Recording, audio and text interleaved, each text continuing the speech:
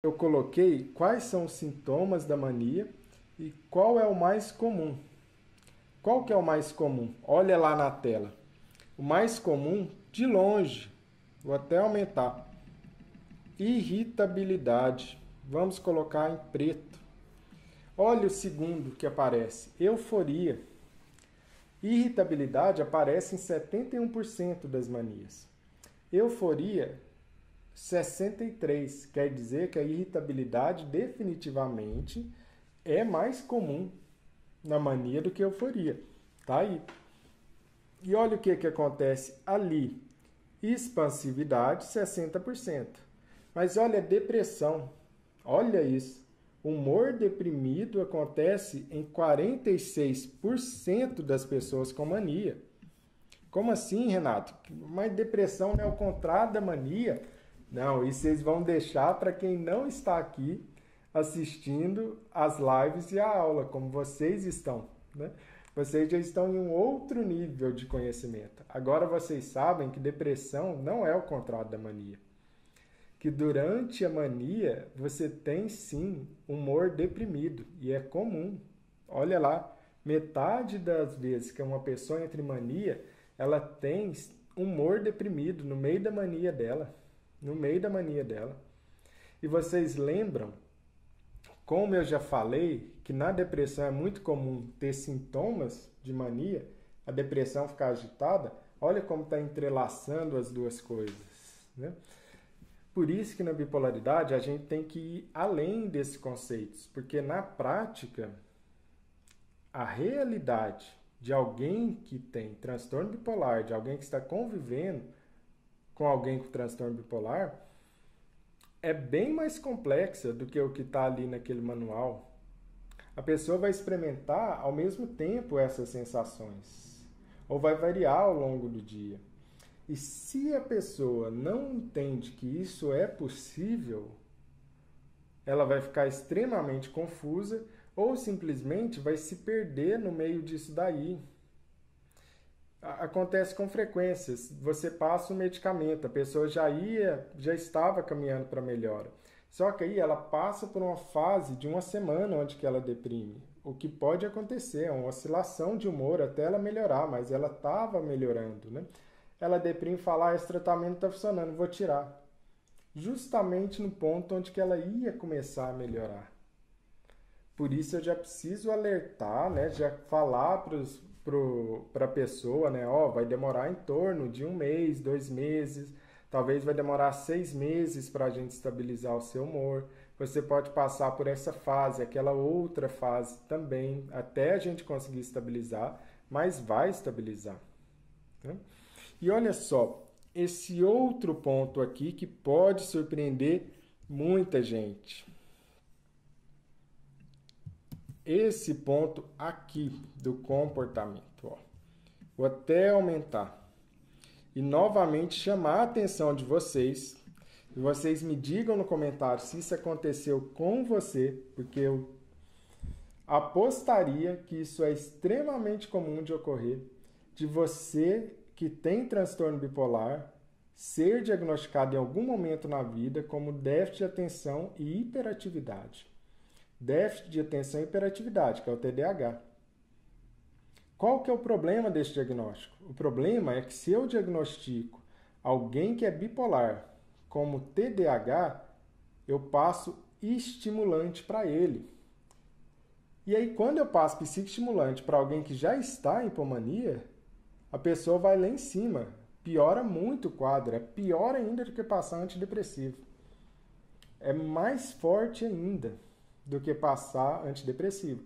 Ainda mais com o Venvance hoje em dia, que é a lisdesanfetamina, que é um excelente medicamento para o TDAH. Mas quando utilizado na bipolaridade, pode fazer um estrago terrível se o médico não souber o que está fazendo, se o médico não realmente for especialista e estiver seguro da estabilização de humor que essa pessoa está fazendo, está realizando. É possível? É possível, porém só por especialistas em casos específicos, muito específicos, na verdade. E olha só, Hiperatividade, olha como está lá em cima. 90% das pessoas em mania ou hipomania sentem hiperatividade. Olha que perigo, hein? Que perigo. E olha só, redução da necessidade do sono, 83%. Aqui eu quero chamar uma coisa, fazer o inverso com vocês. Porque olha só, muita gente lê na internet, muita gente lê ali no DSM. Vamos pintar esse daqui de vermelhinho, que esse merece atenção mesmo, viu? Muita gente vê ali a questão do sono, me vê falando que tem que ter redução de sono, o sono diminui e só assim que fica em mania. E olha esse dado. 83% realmente tem redução do sono, mas 17% não tem redução de sono, dorme 8 horas. Dorme 8 horas à noite e está em franca mania. É raro de você ver isso, não são muitas pessoas, né? Como eu atendo muitas pessoas com transtorno bipolar, eu vejo com certa frequência pessoas que estão em hipomania, principalmente, e estão dormindo 8 horas. Isso acontece, apesar de não ser o comum. Porém, você vê isso, pode acontecer, mas é mais raro. Em geral, você vai ver aquele quadro clássico de não conseguir dormir à noite, dormir menos que 4 horas.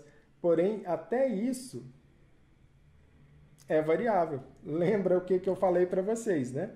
Cada pessoa tem a sua bipolaridade, cada pessoa é diferente. Não vai se encaixar em um manual certinho, não existe isso, porque o ser humano é diferente, as pessoas são muito diversas, assim como a bipolaridade, a forma de ser bipolar é muito diversa também, né? Então, até essa ideia aí da gente falar, ela teve 3 depressões. Mas como foram essas depressões? Foram depressões agitadas, foram pós-parto, foram o quê? Não é só por saber. É porque dependendo das características que você tem, e você é o principal interessado em saber suas características, isso diz algo pra gente, diz a forma de tratar, diz o quão grave ou não vão ser os próximos anos, qual tipo de direcionamento eu tenho que ter com o meu tratamento. Por quê?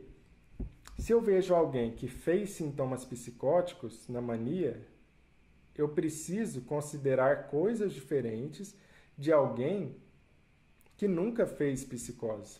São coisas diferentes. Se eu vejo alguém que faz muita depressão agitada, que é aquela depressão mista, eu preciso considerar medicamentos, tratamentos e até mesmo poder falar para ela, vai demorar mais para estabilizar o seu humor. Não posso te falar, se uma depressão é pura, eu sei que ela demora menos para estabilizar em média do que uma depressão mista. Eu já tenho que avisar para a pessoa. Por quê? Porque senão ela vê a amiga ou a vizinha aí que está melhorando de depressão em 1, 2 meses e ela já está há 6 meses.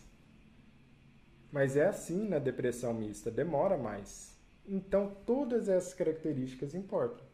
Importa mais para quem sente, é óbvio. Eu preciso saber quais são as características que eu faço, porque isso vai guiar o meu acompanhamento e meu tratamento. E olha só que interessante. A fala rápida é extremamente comum.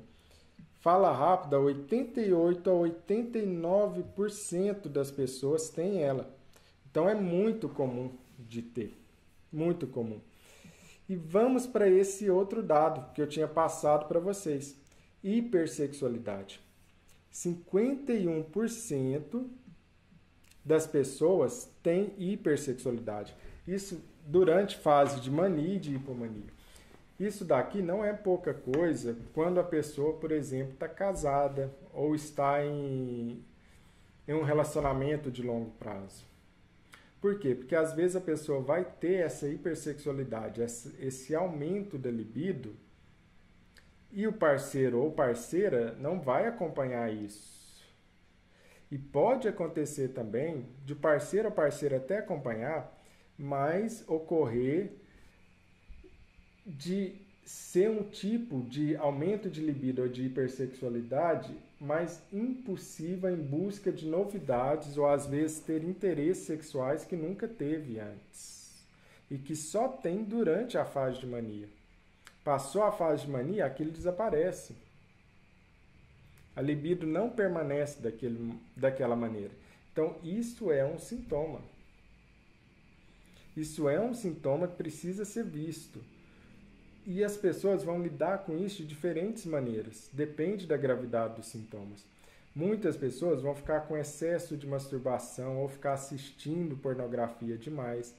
Esse é um sintoma de mania muito comumente não visto ou não dito, né? O paciente não te fala isso espontaneamente, a pessoa em geral não fala isso espontaneamente, porque é muito carregado de tabus, às vezes de vergonha associado àquilo ali.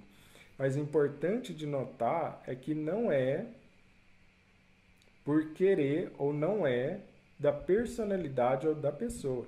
Isso é um aumento imenso da libido e do impulso que a pessoa tem. Que quando a fase vai embora, isso vai embora também. Né? E um dado interessante é esse daqui, ó. Um estudo super legal, né? Mulheres, quando estão...